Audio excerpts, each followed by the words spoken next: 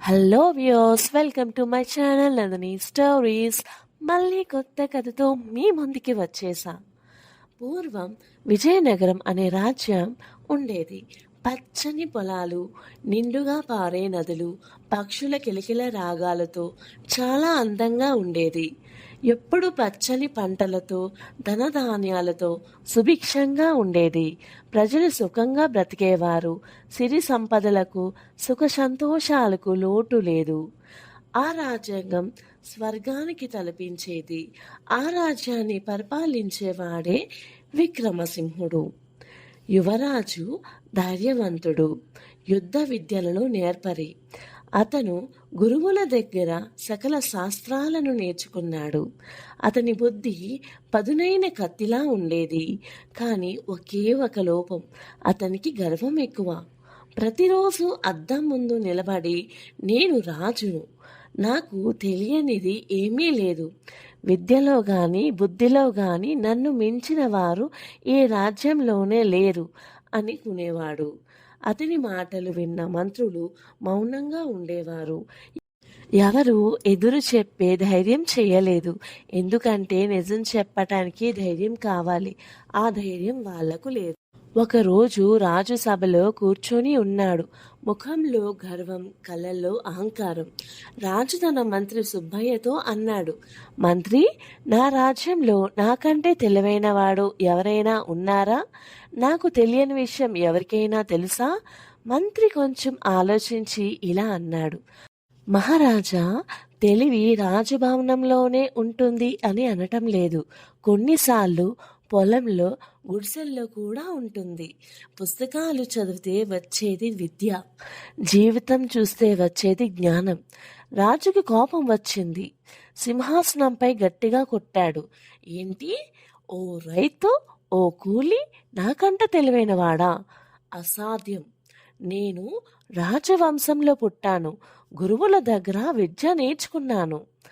మంత్రి శాంతంగా నవ్వి, పుస్తకాలు మనకు జ్ఞానం ఇస్తాయి, కానీ జీవితం మనకు బుద్ధి నేర్పిస్తుంది.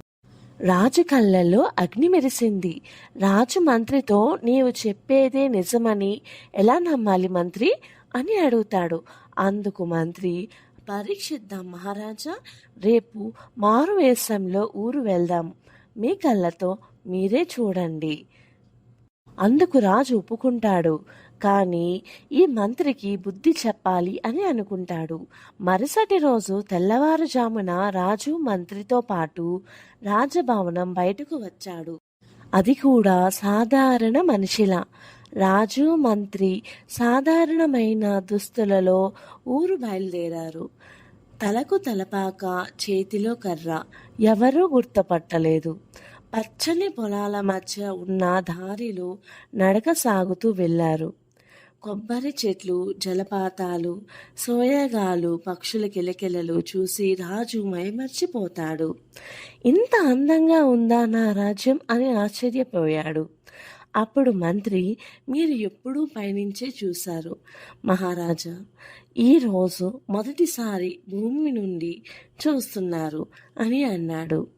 దూరంగా ఓ పొలం కనిపించింది. అక్కడ ఓ ముసలి రైతు వంగి పనిచేస్తున్నాడు. వయసు 70 ఏళ్ళు దాటి ఉంటుంది. వంగిన నడుము, ముడతలు పడిన ముఖం, కాని కళ్ళల్లో తేజస్సు, ముఖంలో ప్రశాంతత.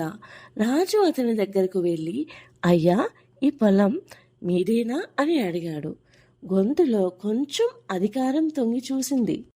ఆ రైతు తలెత్తి చూశాడు. రాజు కళ్ళల్లోకి సూటిగా చూస్తూ, అవును బాబు, నాదే, మా తాతల కాలం నుండి మాదే. ఇంత వయసులో ఇంకా కష్టపడతావేం? నీ కొడుకులు లేరా?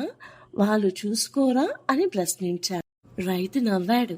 ఆ నవ్వులో బాధ లేదు, గర్వం ఉంది. ఉన్నారు బాబు, 3 కొడుకులున్నారు. పెద్దవాడు పట్నంలో గుమస్తా, రెండవ వాడు వ్యాపారం చేస్తున్నాడు, చిన్నవాడు చదువుకుంటున్నాడు. వాళ్ళంతా పట్నం వెళ్ళిపోయారు, నేను మాత్రం ఇక్కడే ఉన్నాను. రాజు ఆశ్చర్యపోయాడు.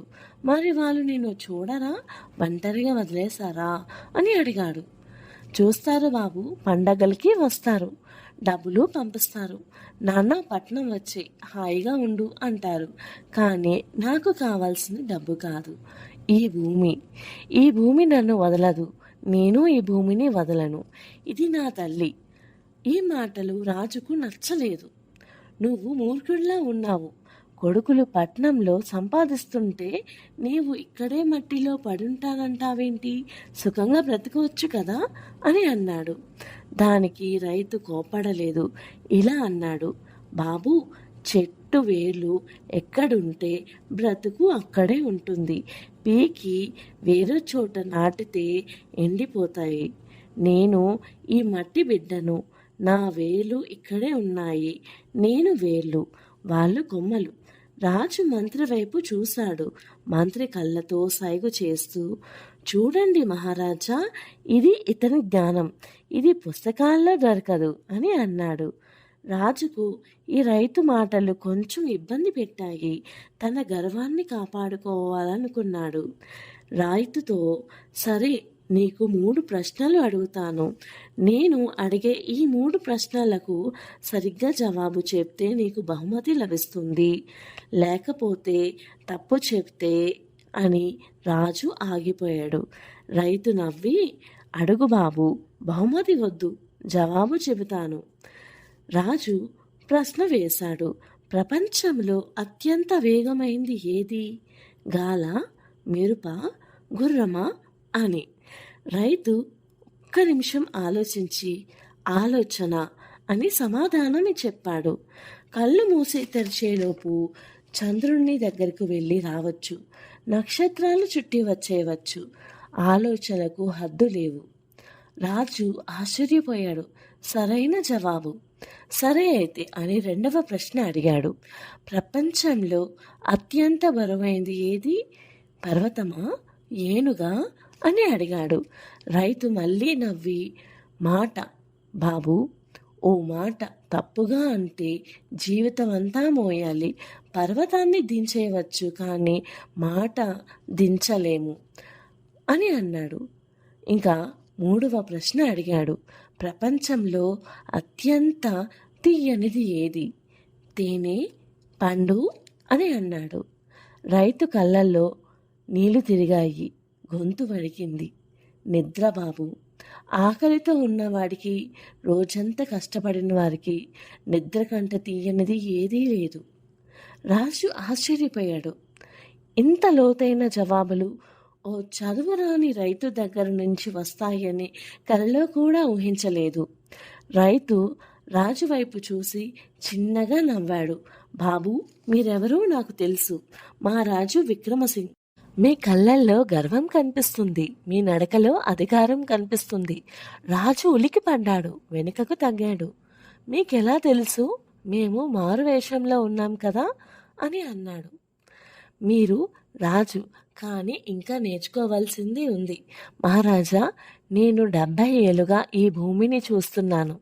వాన ఎప్పుడు పడుతుందో, పంట చేతికి ఎప్పుడు వస్తుందో, ఏ పురుగు పంటను తింటుందో నాకు తెలుసు.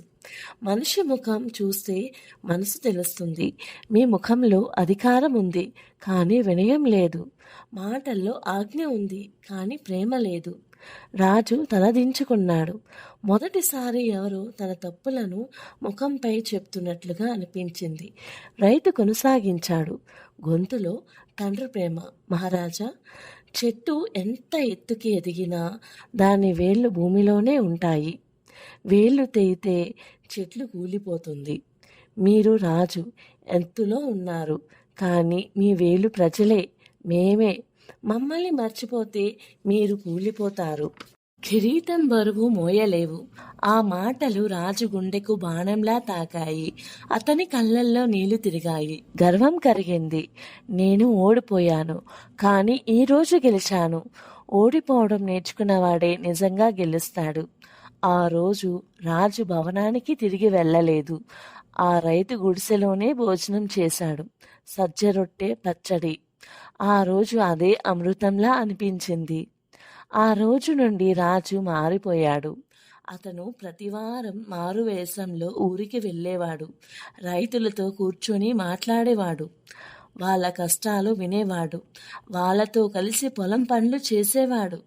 చేతులకు బొబ్బలు వచ్చాయి, కానీ మనసుకు హాయి కలిగింది. పన్నులు తగ్గించాడు, చెరువులు తవ్వించాడు, విత్తనాలు ఉచితంగా ఇచ్చాడు. ప్రజలందరికీ ఆశ్చర్యం కలిగింది. ప్రజలు రాజు గురించి ఇలా మాట్లాడుకోవడం మొదలుపెట్టారు. మన రాజుగారు మారిపోయారు. ఇతను మన రాజు కాదు, మన అన్న అని. ఒకరోజు రాజు ఆ రైతును రాజసభకు పిలిపించాడు. అందరి ముందు సభ మధ్యలో అతనిని రాజు గురువు అని బిరుదు ఇచ్చాడు. బంగారు సల్వ కప్పాడు. ఈ రోజు నుండి మీరే నా గురువు. మీరు నాకు నేర్పిన పాఠం. గర్వం రాజును కూలుస్తుంది, వినయం రాజును నిలబెడుతుంది. దానికి రైతు నవ్వి సాలువ తిరిగి ఇచ్చి, నేను గురువుని కాదు, నేను రైతును. భూమి నాకు నేర్పింది, నేను మీకు చెప్పాను, అంతే. ఈ సాలువ నాకు వద్దు, నా పొలం నాకు చాలు అని అన్నాడు. ఆ మాటకి సభలో వాళ్ళంతా నించొని చప్పట్లు కొట్టారు. నా ఛానల్ మీకు నచ్చితే లైక్ చేయండి, షేర్ చేయండి, సబ్స్క్రైబ్ చేయండి. మళ్ళీ కొత్త కథతో కలుద్దాం. Until then bye.